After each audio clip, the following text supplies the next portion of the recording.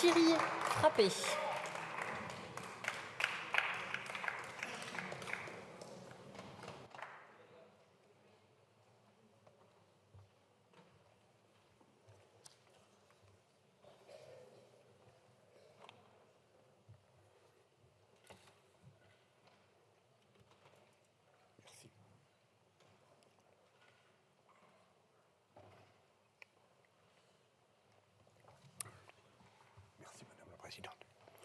Merci Madame la Présidente, Madame le Ministre, Monsieur le Ministre, mes chers collègues.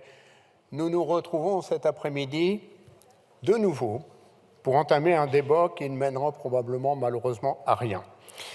En effet, mes chers collègues, probablement dans les prochaines heures, Madame la Première ministre enclenchera une nouvelle fois l'article 49, alinéa 3 de notre Constitution, lui permettant d'engager la responsabilité de son gouvernement en nous privant de débat sur le projet de loi de financement de la sécurité sociale pour l'année 2024. Mes chers collègues, cet hémicycle est le témoin de l'histoire, de notre histoire, autour de nombreux débats portant sur le bien de nos concitoyens. Alors que notre ministre de l'économie se satisfait avec une inflation à près de 4%, les Français n'ont jamais ressenti autant de difficultés. Avec 14% de la population française en situation de privation, notre pays, sixième économie mondiale, se voit avec 15% de population en situation de pauvreté, ce qui représente 9,2 millions de personnes. Les Français sont victimes de notre gouvernement dont les leçons de morale n'arrêtent pourtant pas. Avec une augmentation d'impôts de 17 milliards d'euros pour l'année 2024, le gouvernement maintient un cap, son cap, pour le PLFSS, engendrant une dégradation marquante de notre système de santé.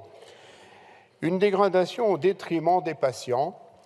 Vous nous présentez in fine un budget d'austérité sans éviter les effets de l'inflation et rien, absolument rien, mes chers collègues, n'est prévu pour pallier au creusement du déficit de la sécurité sociale qui doit atteindre 8,8 milliards d'euros fin 2023, 11,2 fin 2024 et près de 17 milliards d'euros en 2027.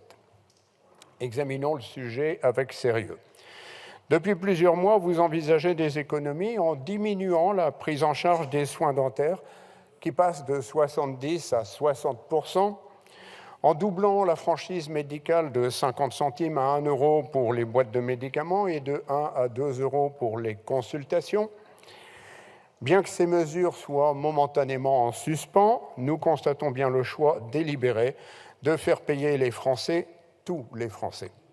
Mesdames et messieurs les ministres, tomber malade n'est pas un choix et je tiens à cette tribune à rappeler qu'en 2023, un Français sur 3 a déjà renoncé à des soins pour raisons financières. Un Français sur 3. Cela devrait interloquer, choquer et vous décontenancer. Comment, mes chers collègues, pouvons-nous lire et écouter de telles statistiques et expliquer ensuite à nos concitoyens que des étrangers clandestins n'ont pas l'obligation de payer cette franchise médicale? Si nous suivons cette logique, il serait donc préférable d'être clandestin que français en France pour le paiement de certains soins. Lors de l'étude de ce PLFSS, mon groupe, le Rassemblement national, se satisfait de 2 articles, les articles 23 et 33, portant sur le financement de la tarification d'activité et sur la délivrance des médicaments à l'unité. Ces 2 articles sont directement inspirés des propositions soutenues par notre présidente Marine Le Pen lors des dernières élections présidentielles. Ce texte, bien qu'amélioré par le Sénat, maintient l'article 30 relatif au transport partagé.